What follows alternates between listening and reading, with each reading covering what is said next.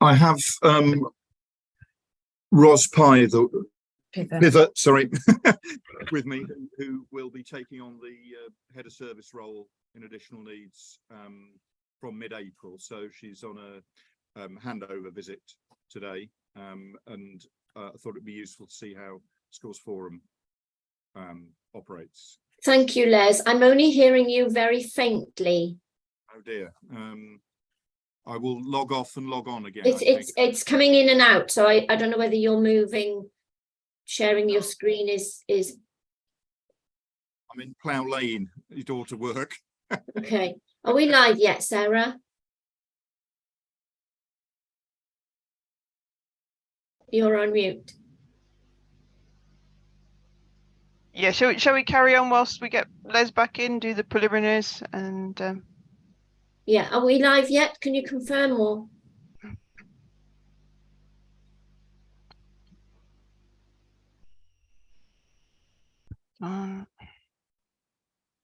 We normally have an announcement, don't we, to tell us? Yes, bear with me. There we go. Yes, that's gone through now. That's the one. Okay. So good morning, everyone. I will ask each person present to confirm that they can hear and be heard. Where practicable, please also have your video switched on. So we'll run through everybody. Alison Banner. No, I think we don't have Alison at this point. David Bennett.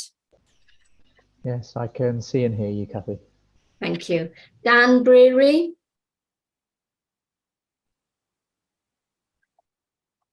Christine Bryan. She sent apologies this morning. Thank you. Alex Davis. I can see and hear. Thank you. Paul Deneen. I can see and hear.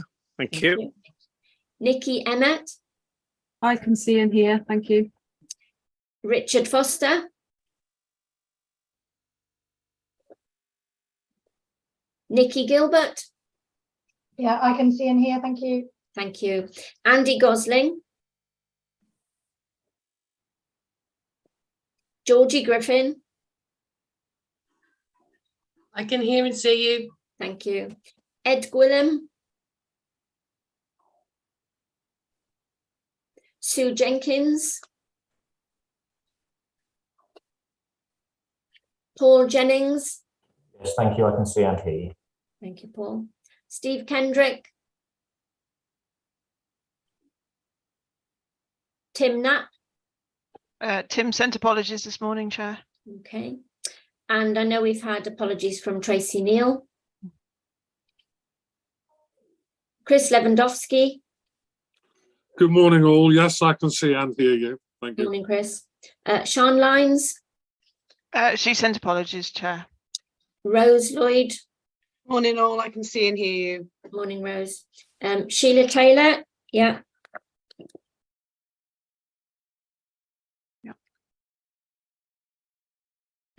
Sheila, can you confirm? We can't hear you.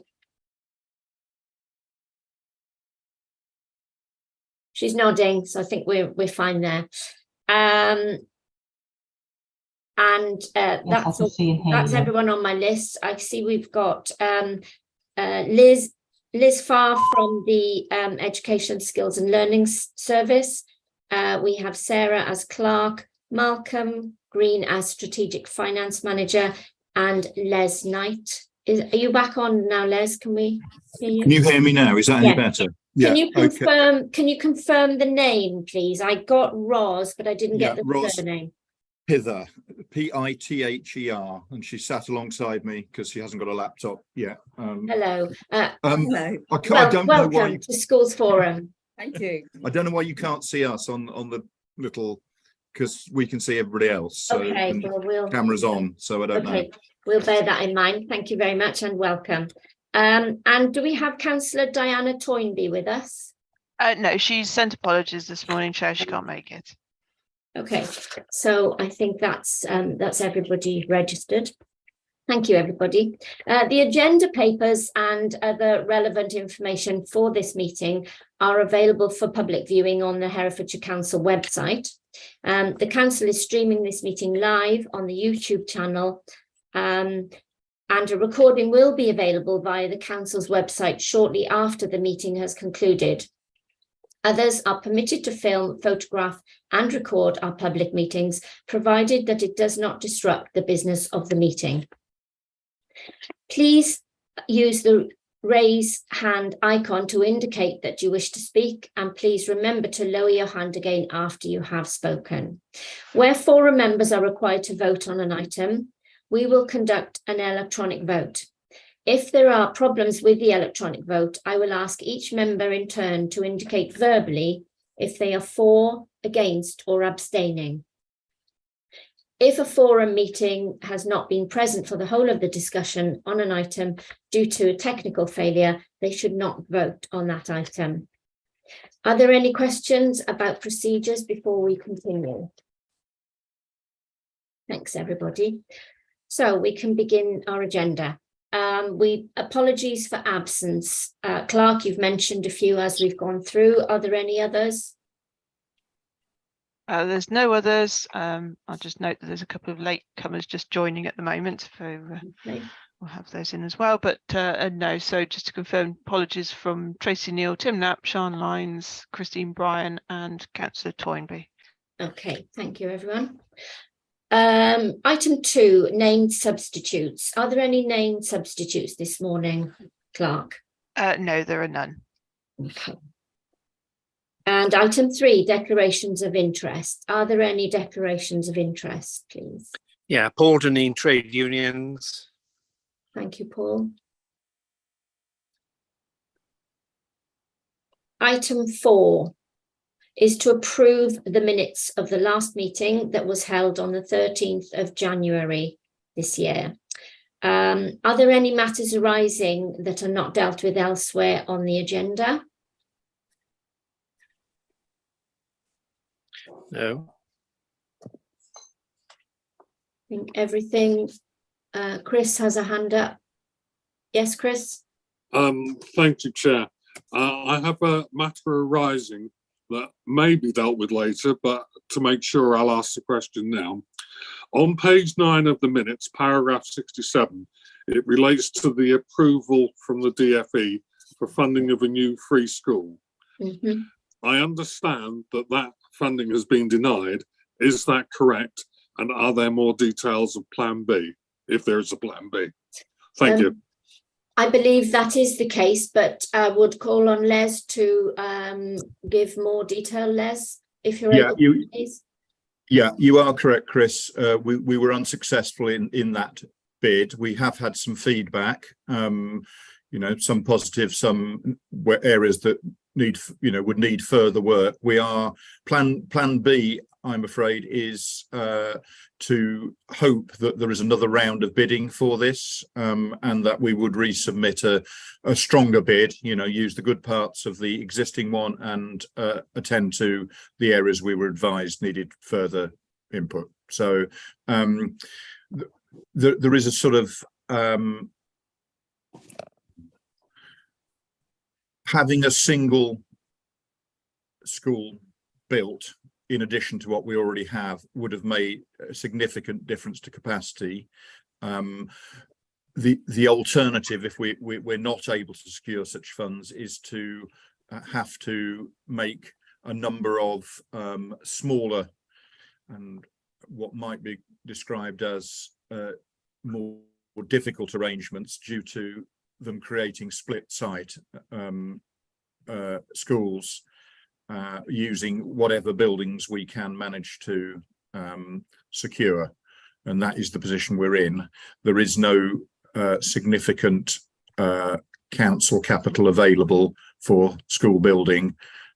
We have small grants for high needs development, so it's not an ideal picture, but we are working to secure places for September 23 at the moment. Would it be sensible to lobby our local MPs to see if there could be a second round of DFE money?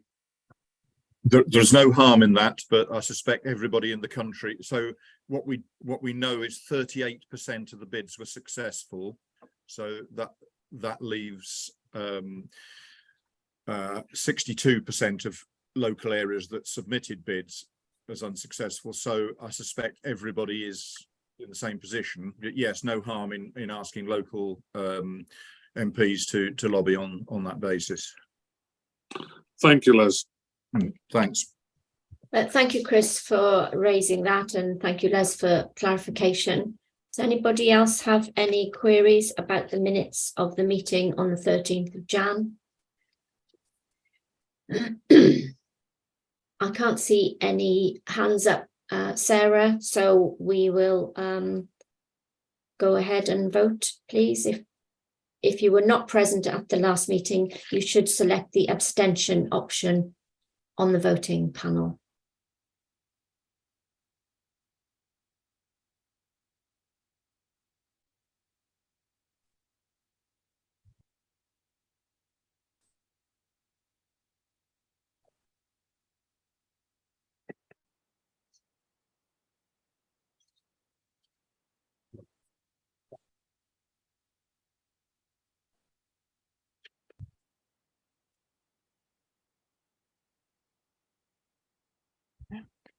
Thank you, Chair. Those have been approved. Thank you. Well, that's great. Okay, thanks, everybody. We now move to item 5, which is the high needs budget for 2023-24. To make recommendations to the Cabinet Member for Children and Families for the net 22.5 million dedicated schools grant high needs budget for 2023-24, and to advise of amendments made to the schools budget 2023-24 regarding revised basic education funding for primary and secondary pupils as part of the validation process with the Department for Education. I will now call on Malcolm Green to present this report. Thank you, Malcolm. Good morning, everyone, and thank you, Kathy. The slides that were presented to the budget working group a week ago are included in the report pack and provide the background information to the budget paper today. I will go through the detail that was presented to the budget working group if necessary, and if people want to do that. Otherwise, I'll just simply set out the principles and risks in the recommended budget, and then we can have a more detailed discussion and questions afterwards. So firstly, I'd just like to say that the budget recommended to Schools Forum has been largely based on the 3.4% minimum funding guarantee inflation rate that has been allocated by the DfE to special schools. My principles in setting this budget have been to apply the expected overspend in 22-23 this year, add known growth, and then add 3.4% inflation, and wherever possible. I have to say it's been really difficult to do that because, quite frankly, we just do not have enough money from the DfE to meet our cost inflation and demand pressures. The budget I'm recommending to you today is already overspent by £500,000, and that is before we've started the financial year. And it's likely to increase further as we go through the year. I'll set out the main risks for you now. Firstly, growth in mainstream pupil top-ups. I've put in 5% growth, which is all we can afford, but the increase in pupils who we paid in this year 22-23 was 18%. So if that growth continues in 23-24, we are clearly going to exceed the 5% growth that I've allowed. Independent special schools, as you know, this has been overspending in recent years.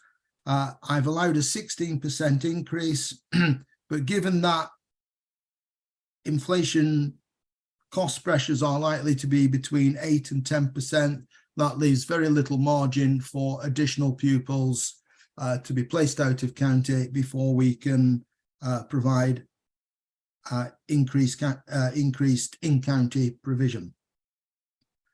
The costs of the new provision that Les and Ros are busily working to implement from September is not fully worked up, and the one provision that I have worked through in detail, the costs have increased by over 100,000. So there are some risks of increased costs there.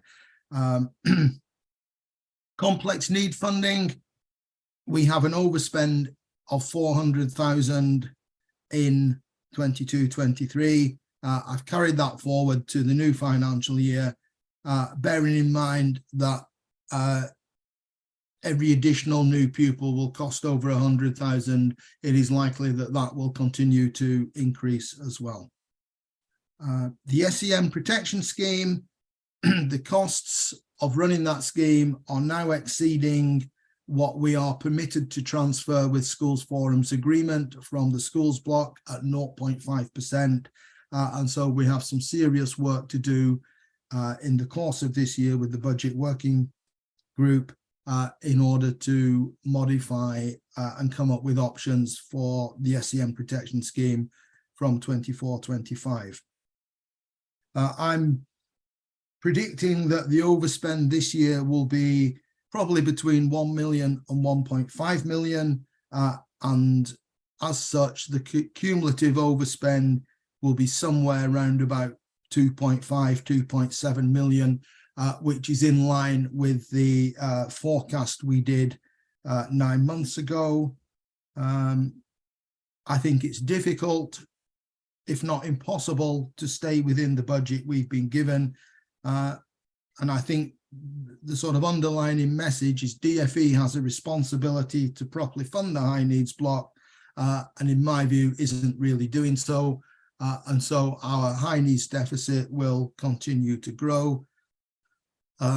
We are fortunate in many ways that we stayed out of deficit for so long, and our deficit is by no means anywhere near many other local authorities.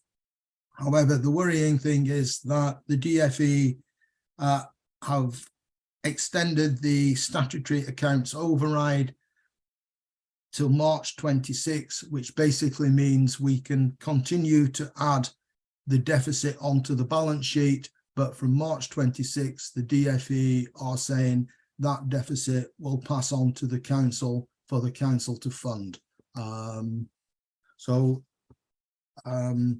I think that's probably all I would want to say. The budget is very difficult. I think the budget working group and schools forum, and in fact, Les and myself have had very great difficulties in influencing the costs, which continue to expand. I'm happy to take any questions, Chair, and we can delve into any of the budget lines as members of Schools Forum wish. I'll say something about the schools budget when we finish the high needs, if that's okay. Thank you. Thank you, Malcolm. That was very helpful, and I'm sure people have got something to say. I'd like to ask start with a question from myself, if I may.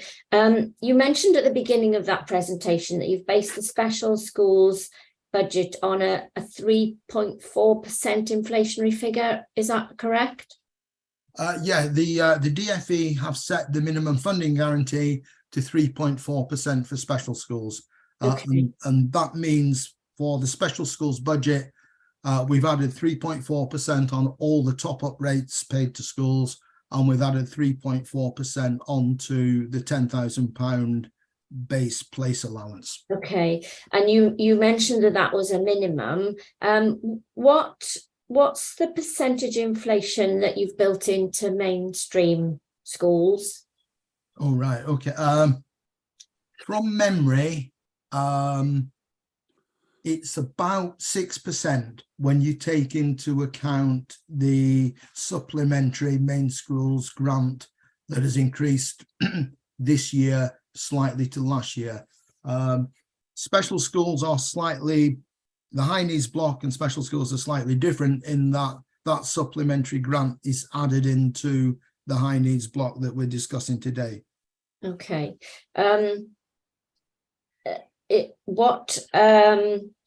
Is that, I know we haven't got any money, you've just said that very clearly, but is that unfair for it to be such a discrepancy? And do you have any idea of what sort of, is there any scope for going a little bit nearer, or maybe we should discuss that? First of all, is there any figure you could put on what that might mean if we were to raise that?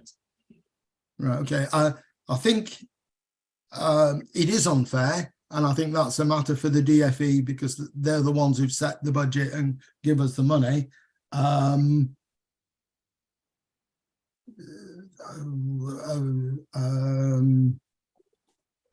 think the cost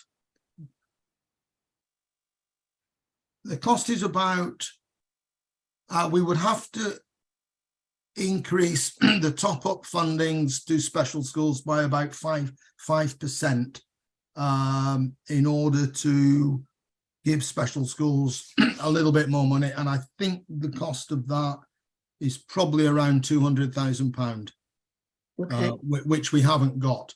But in the scope of a 2.5 million overspend, that is a relatively small sum, Okay. and I'm sure it would be reasonable to go some way towards that 200,000. I'm sure Nikki and Liz would probably have a view about the fairness of that. Okay, I can see hands up. I'll go in order, although I know, Nikki, you've got something to contribute, but let's hear from Chris first, because he was first to raise his hand. Thank you, Chair. If we look at paragraph H, new provision for autism and language units, obviously we're providing services for the whole county. You give no indication as to where these units are likely to go, and obviously it's sensible to provide throughout the county. Are they going to be central, or are they going to be in different places around the county? Basically, where is the provision going to be made? Shall I come in there, Chair? Yes, please, Les. Yeah. Yeah. So the bases are subject to agreement by, currently going through agreement by governing bodies or trusts. So they're not confirmed. So I don't think it's fair to publish where they are. But what I can confirm is that there is a geographical spread of those, and that is to benefit children from not having to travel as far, and also to reduce travel costs for the county. So right. Thank you for that answer, Les. That's very good. Okay. May some of them actually be in academies rather than all local authority schools? 3 are maintained local authority schools, one's in an academy, as it happens, but that's just chance. Thank you. Thank you, Chris. Nikki, I come to you now, please. I just like to say, with regards to the 3.4% on the £10,000, we're just grateful for an increase. It's the first year in 9 that anybody has been able to add anything to that £10,000, and it is going to make a significant difference. We have been used to giving 2 pints out of 1 for many years, as we all have, but actually to have an increase in the base rate, as you know, in previous meetings I've said I feel very uncomfortable using the high needs top-up tariffs to fund things like paying bills when it's meant to be to fund the basis of running a building. So actually to have 3.4% onto the £10,000 has been a massive. I mean, we obviously we're still working on the budget, But yeah, it's been a massive relief in a way that we can actually spend more of the allocated base rate on what we're meant to be spending it on, and it might free up some of the tariffs to actually spend on things that's meant to be spent on, which is resources, training and staffing in support staff, because it's been and it continues to be a very, very challenging time in any type of school. So I can only speak for special, and I know how stressful it is. So thank you, Malcolm, for being able to even action that, because we've been so used to no increase. And I really know how hard it's been to make that happen. So I'd just like to say thank you on behalf of all of us. Thank you, Nikki. Thanks, that's helpful. Let's just hear from Dan. Thank you. Just so, Malcolm, you talked about we'll be increasing our deficit until March 26, and then ultimately the DfE have said that they won't allow that anymore, and then the council will have to fund it. But then you did also talk about the DfE needs to do something about changing SEN funding. I mean, how likely is that? Let's be honest. I mean, none of us know how long a piece of string is, so maybe there's just a pointless question, but.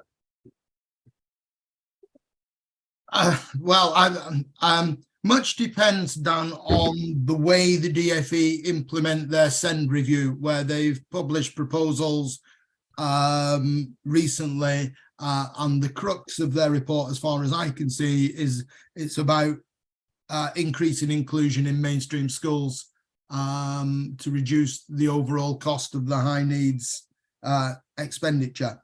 The DfE have said after 3 years, local authorities have to pick up the cost, and authorities have 3 years to bring their deficit down to reasonable proportions. I am told that had they not have increased that statutory override for 3 years, then 11 authorities would have had to declare bankruptcy through Section 114 notices because of the impact of those deficits. I mean, all I would say is the DfE would say that, wouldn't they, that they can only extend it for 3 years. Yeah. They can't say anything other than that. No, of course not. And we can't do anything but believe them. Having said that, I believe that all of this high needs deficit is of DfE's making. We have very little control on it. Les and myself attended a meeting with the DfE where they clearly said that the high needs block would increase by 3% a year, and with inflation running at 10% and demand growth being another 10%, it just doesn't square at all. So I think we are in the DfE's hands. I think they do have a responsibility to fund it properly. Somebody suggested writing to the MPs.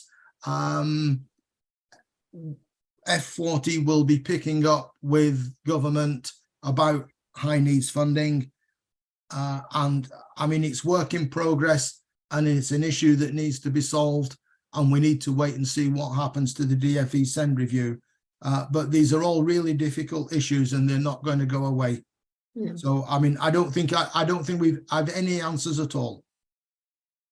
Thank you, Malcolm. Thank you, Dan. Thank you, Malcolm. Sheila, you put your hand down. Has your query been answered already? No, I just want to say one thing really. When we talk about the 3%, 3.4% for the rise, does that include academy special schools as well?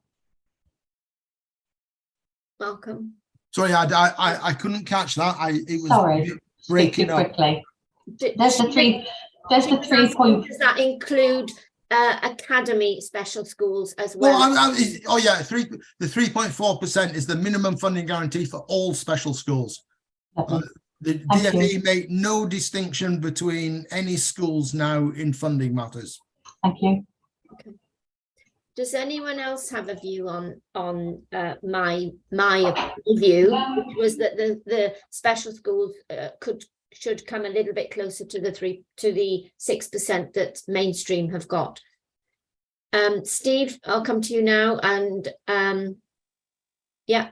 It's not particularly view on that. Just in terms of what you were talking about. What's the option for the local the council to use capital funding in terms of capitalisation direction to top up? Is that an option?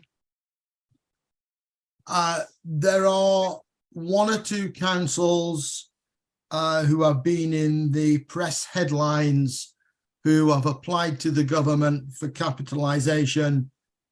It is, from my reading of the press, it has been those authorities on the fringe of London where they have invested heavily in office blocks, which they then lease out to support the council tax.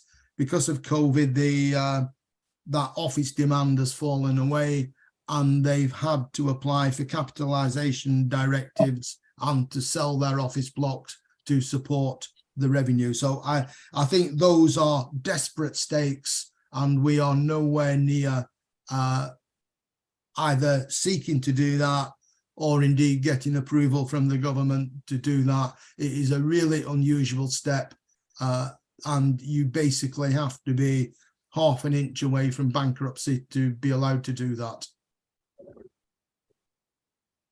Thank you, Malcolm. Paul Deneen has a hand up. Yeah, could I ask Malcolm, when is the SEND review likely, Malcolm? Because it seems to me there's a perfect storm developing. We've got children who are in school currently, 3 years' time. I mean, we need to be supporting children now, not sort of the funding issue. I think there's a number of things from here. When there's a SEND review, is that going to come with money attached to it, for example? It might not. And if not, we do need to think of some sort of campaign to try and get Herefordshire more funding, more money. I know you mentioned the F40, but we do need to think carefully about how we can get maximum amount of funding now to support the children who are in school currently, who are going to need this sort of support. And actually, special needs in terms of young people these days, particularly post-COVID, are increasing exponentially. So it's not reducing, it's increasing. And I just wondered, this SEND review, is it one of these things that they'll talk about and then it's going to be put on the shelf? Or is it actually going to come, with a reality check of the funding that's going to be needed to see it through? Thank you, Paul. Right, Les might want to contribute to this, but I saw the DFE's proposals a couple of weeks ago. There was no money attached to anything they were suggesting, and it talked in the main about more inclusion and a national top-up tariff imposed on local authorities. The national tariff will not help us whatsoever. Greater inclusion in mainstream schools is probably the thing that is going to help, but I'm sure Les can say more. Thank you, Les. Yeah, the latest document following on from the initial green paper consultation was published about 2 weeks ago, and that kind of gives more detail around some of the things that might impact this. So it talks about sort of uniform funding matrix across the country, but that provides a risk for us because at the moment we are a relatively poorly funded local authority, and if we're expected to pay out higher tariffs on as a uniform approach across the country, then potentially that's puts us more at risk. So I mean, fundamentally, as far as I can see, what is proposed, following on from that recent publication, is not sufficiently strong to address the pressures in the system, and it needs a completely new approach. Our meeting with the DFE about our deficit plan was rather difficult because their approach was we need to have more inclusive practice in mainstream schools. We all know that, we all support that, but that we will, everybody in the country, every authority will go bust before you're able to implement a big turnaround like that. So it is very difficult at the present stage to see how what is being proposed will address these issues. Feels like, to me, this is a personal view, it feels like they are sticking plasters over a gaping wound. So, that, as I say, is just my personal view. Thank you, Les. So could I ask what thoughts or advice do you give about next steps? Because I think this is such, you know, you have a white paper, but you don't have a budget associated with it, which seems an absolute nonsense. I think you should have one plan which is also has got funding attached. But I mean, because I usual sort of politicians, sadly, is sort of, oh yes, well, we think there's mainstream inclusion, but we all know that actually within mainstream, some children need support, and special schools need support. So therefore, you begin to think, well, what on earth's going on? I mean, where's the reality check? Yes, we sent for a SEND review. Well, pay for it. Yeah, thank you, Paul. All our sentiments, I know. Yeah, Kathy, can I just come in and say that I believe Malcolm's approach using the F40 as a collective, you know, body to canvass on behalf of, you know, 40 local authorities is a very sensible approach. I have less faith that writing to our MPs will yield as much pressure from previous experience. That's all. Okay. Thank you, Les. Steve's had his hand up for a while. Hi, Steve. Yeah, just very quickly, I couldn't agree with you more, Paul. And from my own point of view, I've never had as many head teachers in my time here ring me up as part of the forum and the budget working group, saying they're struggling with their own budgets moving forward and trying to set a balanced budget, particularly 24, 25, 25, 26. The unfortunate fact is we're dealing with the facts, and you know, the facts are about the DFE isn't funding high needs blocks, and we've got to unfortunately make some decisions on this. So we can only deal with what we can deal with, and we can't deal with conjecture, because we all know how much the DFE likes sitting on the fence going forward. So that's just my 2 pennies worth. Thank you, Steve. Liz, you've got your hand up. I concur with everything Les has said. My only other reading of the paper that was published on the 8th of March, it does identify a small amount of funding around the Supporting Families Fund, with the aim of bringing the early help offer closer with SEND provision. So my reading of that is as well around the promotion of inclusion, really, and using early help as another support mechanism in that. Just a note of caution on that additional funding with the Supporting Families Fund. In the past, local authorities have had to bid for that funding, so it's not a given, is my understanding.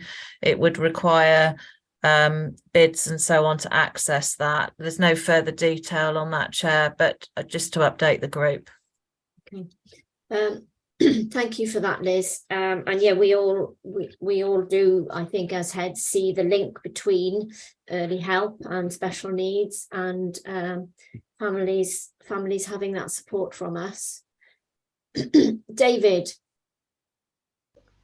Yeah, could we just clarify that this is the plan that was put out for SEND and alternative provision from Baroness Barron, which she sent out 2 or 3 weeks ago. This is not a white paper. This is on the back of the green paper discussion. The plan is really for more talks and proposals that would form some form of bill to go towards Parliament, but it's not planned to do that until sometime next year or beyond. What they're doing is they're kicking the can for after the next election for the next government to pick up the bill. Okay, so nothing is going to happen in the next 18 months whatsoever. Thank you, David.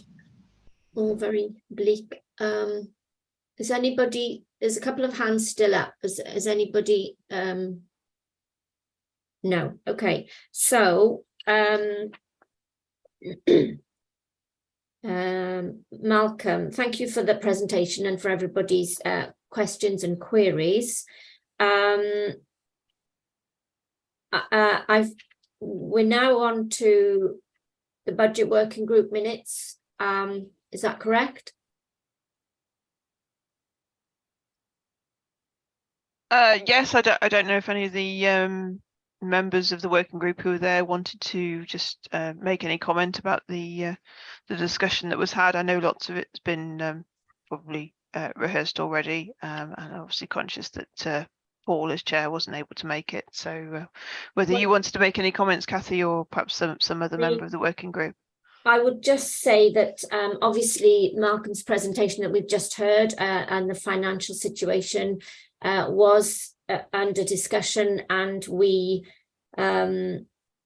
realised that nobody wants to be part of setting a deficit budget at this point, but we also recognise that it was inevitable that came to Herefordshire, and that Herefordshire is one of the final local authorities, I think, Malcolm, in the country to be in this situation. So we've done very well under Malcolm's leadership until now. But as I say, with the funding that is currently being put into education, it was accepted as an inevitability. We did approve the continuation of we had an in-depth presentation from Alison Banner about the success of the nurture group in the secondary school, and we approved that funding to be continued. And we also approved the funding for the counselling project based at Alton to continue through to the summer term, based on a further meeting with more detailed analysis of the outcomes that's been able to provide for children. Paul, did you have anything to add? I know, as Sarah says, you weren't at that meeting, but did you want to add anything? Thanks, Kathy. No, not really. I think you've covered it very well. I mean, this is something that's been on the cards for a while, isn't it? And the budget working group have discussed at length. I think in actual fact, we need to be congratulated for having stayed out of the deficit situation for as long as we have, because that's been no small undertaking. And as you said, the work that Malcolm's done has been instrumental in bringing that about. It is a sad fact, I think, of where we are, that this is necessary. And all we can do is to continue to keep the best interests of the children and the young people at heart in the decisions that we make, so that actually we're providing what they need. And this, to me, seems to be the only way that we can make that happen at this time. It's not what we would want to do, but I think it's a necessary evil to be able to continue the work that we're doing, and the impact that some of the work that we've seen from the I was going to call it early intervention, but nurture groups, is proving that what we're doing is right, and that we are actually improving those life chances for the young people, which is what we should be doing, in my opinion. So I wasn't at the meeting. Thank you for the opportunity to speak. Chair, I think we're doing really important work, and we need to continue with that, and be grateful to everybody for their continuing support as we put this into place. Well done. Thank you.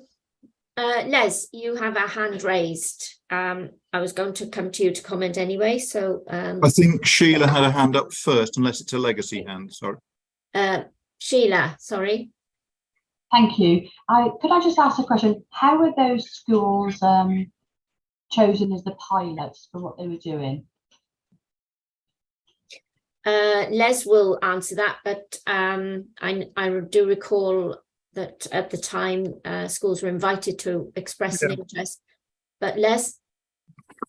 Yeah, okay.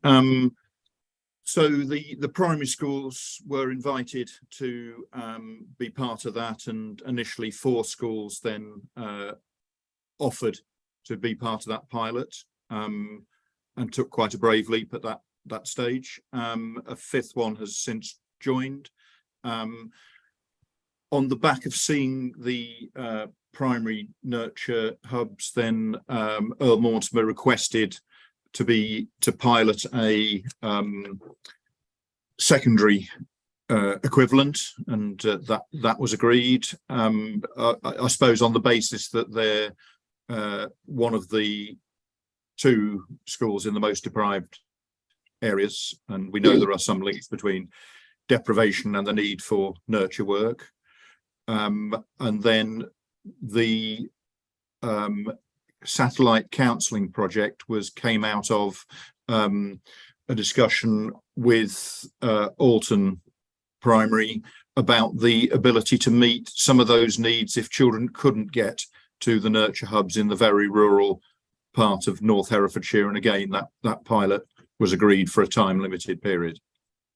Thank you very much.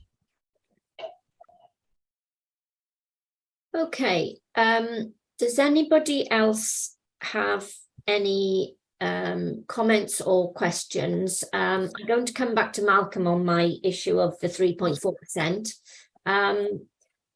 How would you suggest we take that forward then, Malcolm, as an option? Well, these the recommendations in the paper today are to the Cabinet member for Children and Family Services. So it's a council decision, and it would need a recommendation from Schools Forum were we to recommend anything to try and improve special school funding.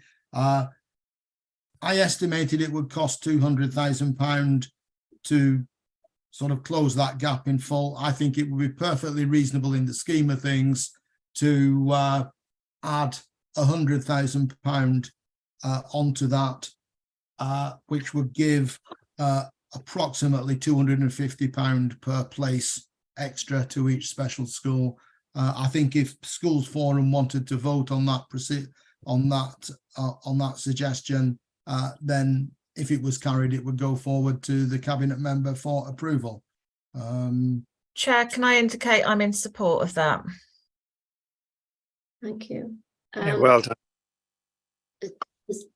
Has anybody got any objections to that becoming a recommendation for today? I think that the compromise of 100,000 as opposed to 200,000 is a good one. And I think that would add a little bit more and make it closer to the mainstream schools. Les has got his hand up. Is that an old one, Les, or is that... No, it's a really just to come back on some of the wider situation. Perhaps if I pick that up after this detailed discussion, if we come back to that after this consideration you're looking at now. Okay, so nobody seems to be objecting, so would we assume we can carry that into today's recommendations? Okay, thank you, everybody. Right, before we go to vote, Les, do you want to add what you were going to? Yeah, I mean, I think it was just to try and have one, optimistic glimmer in all of this gloom. Really, please feel free. I mean, none of this is guaranteed, but we are working extremely hard on, as we said, September 23 and beyond, in terms of creating local capacity.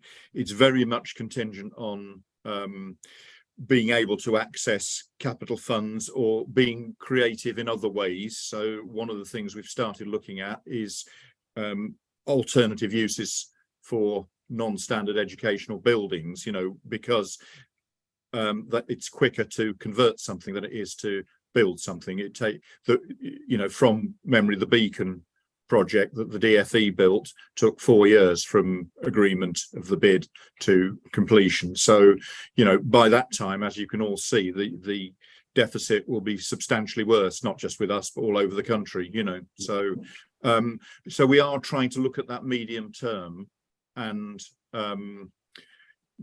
that should then start to turn this around, although the note of caution is that we would never have expected this level of demand that we're now seeing, so last year a 26% increase in referrals for EHC plans, although that has not continued to rise at the same rate, so it has stabilized somewhat.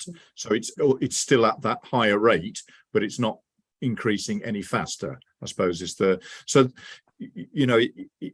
it's very difficult to be certain about, what will happen with demand and whether, the extent to which we can access funds to do this as well. But that would be the way to turn some of this around. Okay, and as you say, it's heartening that it's not rising further, but we're not coping at a school level. We're barely coping with some of the special needs we've got in mainstream as well. And I'm speaking personally there, but that's the reality. Nikki. I was it's more of a generic observation, really. We're all at the moment involved in budget setting and everything, and I'd just like to gauge other people's opinions, really, on the fact that the people who are using the Hoople Schools Finance Portal, whatever, we are being asked to set budgets for the next 5 years that demonstrate no deficit. And at the same time, we're all sitting here talking about how it's already in deficit in the council. Just really, we've got business managers and head teachers tearing their hair out. Special schools, aside, we can never plan for numbers. We know we're in the worst position we've ever been in. And yet the requirement of the budget setting package is that you have to set a surplus or balanced budget for the next 5 years, not knowing anything. I mean, special schools has always been difficult because there's no PAN, so we can never guarantee anything. But it's the same for everybody, isn't it? We've just talked about how the DFE is letting everybody down, but there's still requirements in-house in Herefordshire to set a balanced budget for the coming 5 years. Just not sure how anybody expects that to happen, really. Malcolm, I'm sure you have a view on that. Yes, it's partly, it's my asking Hoople to set those criteria for schools to plan to, and in the budget scenarios that we've given schools, what we have done is set income and costs the same throughout the 5-year period. And usually the biggest thing that impacts on schools is change of pupil numbers. And that's why the budget goes down. And in my experience, it's absolutely crystal clear that schools who do not address impacts of falling pupil numbers, the financial problems don't go away, they simply get worse.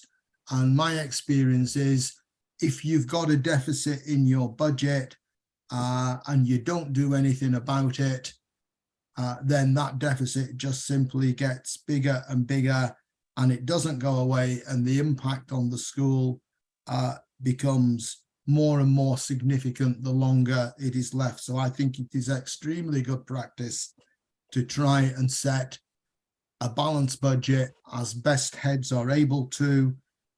Clearly, year 4 and 5 in that planning scenario are a long way away, and there is ample time to sort of trim and cut the budget as necessary over that period. But certainly my experience, and there are examples in Herefordshire of schools who had budgets that overspent, they weren't tackled, and they led to very serious problems. So I would urge all head teachers to do the best they can with their budgets and to try to identify and put right sort of financial overspends as soon as possible.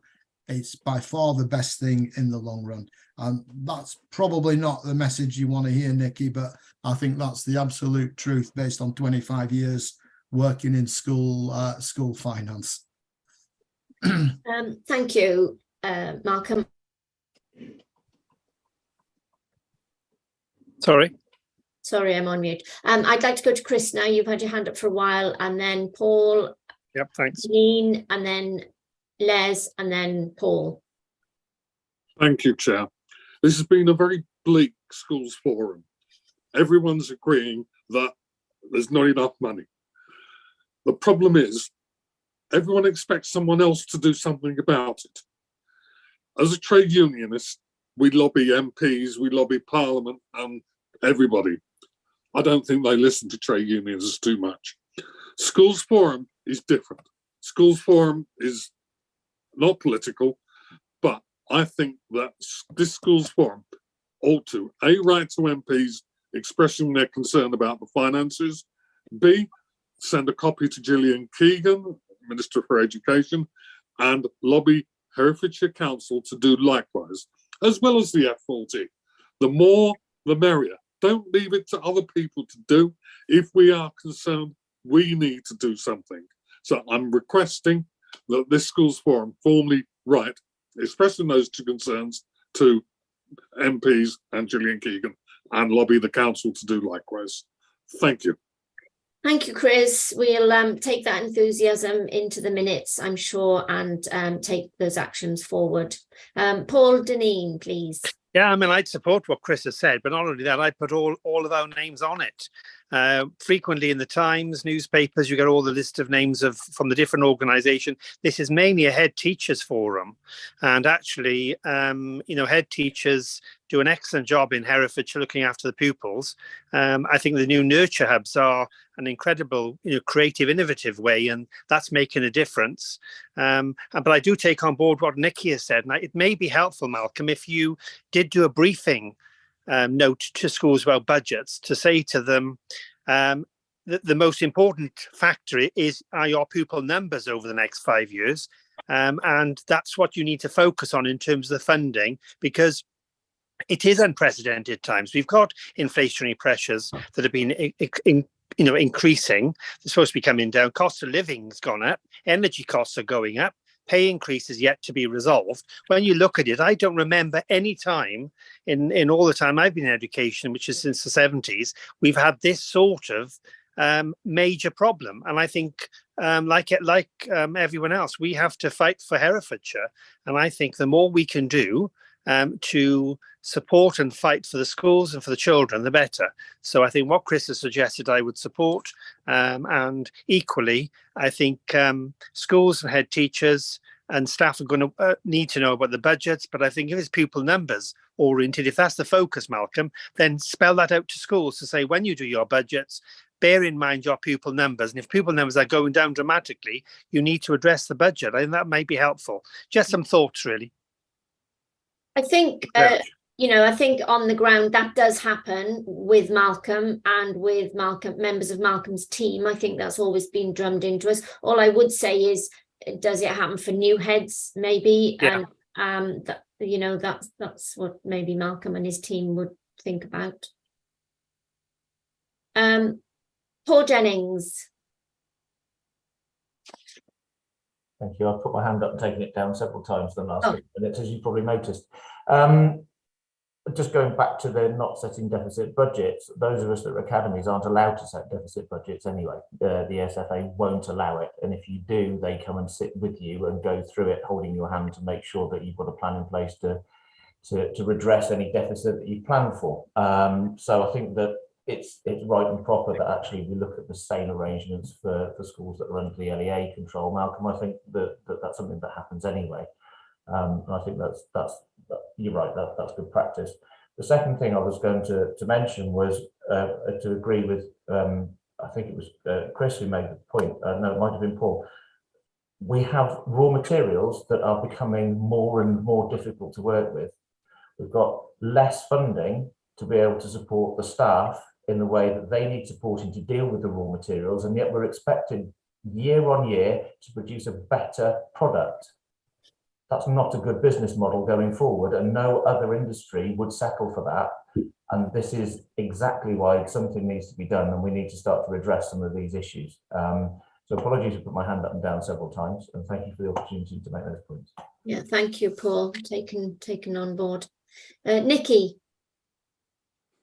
Yeah, it's just I think we've spent lots of this meeting falling numbers in special schools and with falling numbers of pupils with SEND is not what's impacting the budget. It's actually rising numbers, and that's in mainstream as well as special, because we've already demonstrated today that the sums don't work. So for every additional pupil with additional needs you get, you end up spending more money than you are given. So that's the same in mainstream and special. It's just heightened in special. The rising numbers in high needs has been demonstrated by earlier on in the meeting that we don't actually have enough buildings for them. So the biggest problem now, budget aside, is you've got more pupils with them who may bring more money, albeit not enough more money, but then there's nowhere to put them. And so everything does become linked. And I think, you know, the looking at the figures, looking at the capacity, looking at the sufficiency, we've got lots and lots of separate groups and separate meetings that look at different aspects of the same thing. But we have to remember that it is 100% intrinsically linked. When, you know, when you're running a school, you have to make sure everything balances, every pupil's safe, every staff member who is ill is covered. You know, they get very generous illness cover. We've got a lot of people off ill, they're getting paid full, and we're having to cover. And so I think the whole system of the budget understanding, you know, I get it. We all do have to set balanced budgets, but if we end up lying about what we're going to do just so that the figures look right on paper and they don't actually reflect the reality of a safe school, people do need to be made aware of that, because my governors for the first time ever have said, spend what you need to keep everybody safe. And that is the situation in our governors' meetings now. You know, we are everybody is absolutely tight, and if the pressures of the finances are going to be prioritised over the safety of the pupils, then we're going to run out of staff because they're all going to go off sick. So I just, you know, I know we don't have any solutions, but I've worked here for 21 years now, and this is the reality. It's not a nice reality, and I've had my chair of governors here this morning talking about additional things that we're being asked to do and taking them on board, but ultimately we need not to go pop. So I think, yes, we all need to remember how to support each other, and finances linked to people, which links to health, which links to well-being, which links to effective education of everybody. It's impossible. So it's just really hard. You know, we've got to remember that. Thank you, Nikki. Some important points for us all to hear there. Thank you very much. David Bennett. David. Yeah, I raised my hand for something else, but I'd like to concur with what Nikki said on 2 points. You know, I'm a mainstream academy. We are becoming a magnet school for, it feels like we're becoming a magnet school for SEND students, and we don't get the funding to cover what we need to do for them. I'd also concur with the issue about the rising number of sickness, which is basically coming about because when someone is off, we don't get the supply in, so the actual staff have to end up covering, you know, through goodwill, but they're getting to the end of their energy reserve, so it's a cumulative problem. Yeah. But the one thing I wanted to say really was there is some more bad news coming around the corner for budgets, because pay discussions with unions are going to take place. If we look at what's happening in Scotland and Wales, there will be some sort of award at some stage, but in the letter that Gillian Keegan sent out at the end of our half term, thank you very much, Gillian, was basically inferring that it will be taken out of existing school budgets and there won't be any additional funding, and the budget this week has sort of backed that up. Thank you for more bleak news, David. Thanks. Chris, you've got a hand up, Chris? Yes, thank you again, Chair. Something completely different. If I understand correctly, this will be Les Knight's last schools forum. I would personally like to thank him for all his efforts whilst he's been in post. I know it hasn't been a particularly easy position, and I'm sure other members of School Forum would likewise like to thank him. Yeah. So thank you, Les. Thank you, Chris. And Les, we'll be echoing that. If I can just draw everybody to the voting. Sorry, that's in my head, my radar that we haven't done that yet. We've gone off on a tangent with some very, very valid viewpoints expressed. But can I bring you to the voting time, please? I wonder if Sarah, if you could bring up the voting screen and remind us what we are all voting for today, please. Yes, I'll do that, Chair. Just before I do that, can I just check, Malcolm, did you want to say anything about the slight change with the schools budget? I know we've sort of not touched on that yet. I know it's set out in the paper. Simply to say that as part of the validation process that we have to go through with the DFE, there was a small improvement in the budget that was finally issued to schools that was worth about 0.25%. So it was a small change. It was a change for the good, which I'm sure is welcome. And it came about really because the DFE budget model got a bit mixed up when I had to move the two schools who changed to academy status mid-year, and they weren't in the right section, and we, as a consequence of that, we found a little bit of extra money. So that is one little bit of good news for Schools Forum today. So thank you. Yes. Thank you. Okay. Okay, Chair. Yeah. If you can remind us all what we're voting for today, please. Yes. So the recommendation then, essentially as set out in the report, was that a deficit high needs budget for 23-24 be recommended to the Cabinet Member for Children and Families. The detailed items are all set out in the report, but that's with an increase to the special school funding of 100,000 as discussed at the meeting today. Thank you. Okay, so if you could bring up the voting panel for us, please. Does everyone vote, Kathy? Yes, you can do on this one. Right.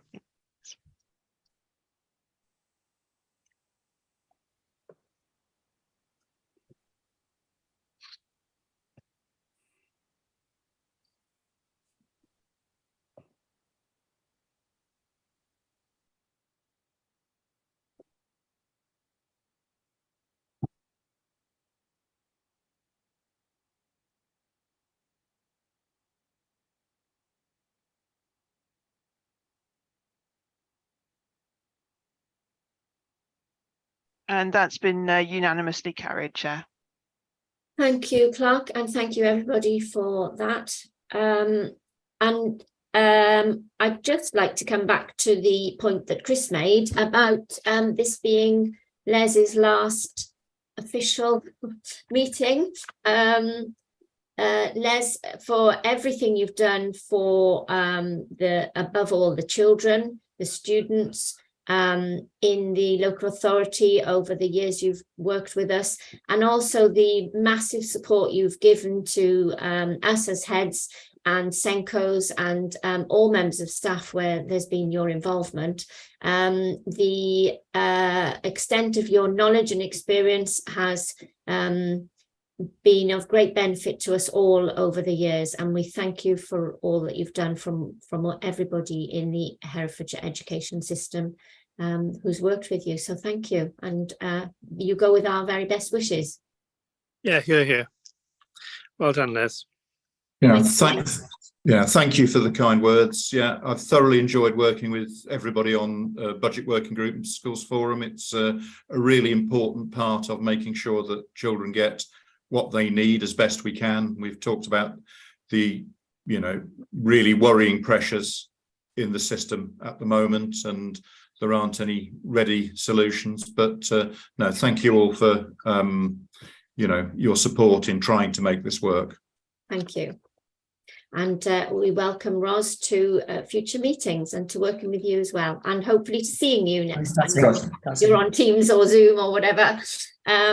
So welcome. I'd just like to thank everybody today for a very vibrant and energetic discussion. Although bleak, I think everybody's still fairly enthusiastic, and business managers and head teachers are, as you say, working hard to set positive budgets. And a big thank you, as always, to Malcolm for all his help in guiding us and presenting this in a format that we can all understand, and have, make sure that we understand where the funding for our schools is going and needs to be spent. So thank you, Malcolm, and thank you to Sarah for all of your administration advice as well. Thank you, everybody. Have a lovely weekend. Our next meeting, we should be blazing in the sunshine in July. Let's hope so. So in the meantime, have a lovely weekend and a lovely Easter break when it comes. Thank you. Thank you to you, Kathy, as well. Well done, Kathy. Thank you. Bye. Bye. Bye, everyone. Thank you.